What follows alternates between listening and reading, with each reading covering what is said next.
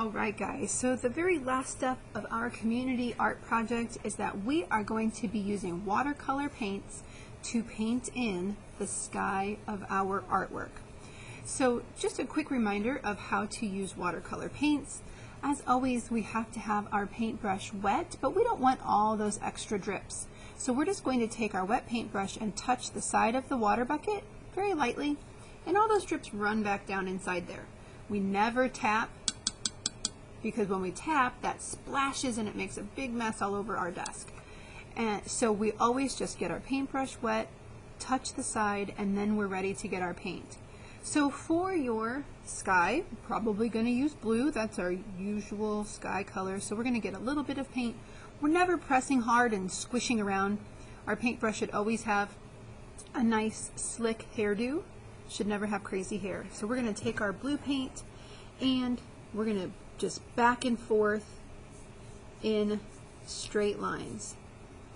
We never want to go around in circle with our paintbrush because that's how our paintbrush gets crazy hairdos. It tangles up those hairs and it breaks them off, and eventually that ruins our paintbrush. So we want to make sure that we're always just going in nice straight lines back and forth. Okay. We also want to make sure that we're getting into these little spaces between our buildings or our details. So this little spot here, I'm just going to go around very carefully that I don't get it on my tree or on my building. Okay. And I'm going to go over here to the other side.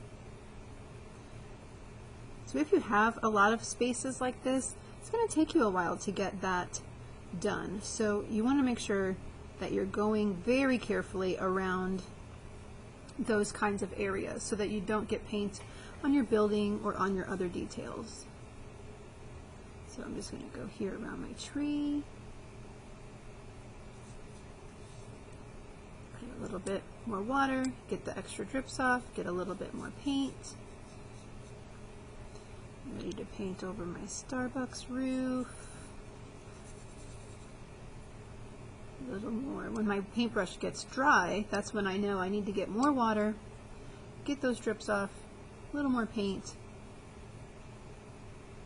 so that we can drag that paint around our paper without it kind of scrubbing with your paintbrush.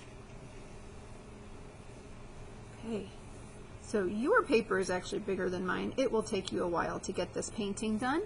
But once you are done, this will go in the drying rack, and then you will take your paint tray and your water bucket back over to the sink and put it where you got it.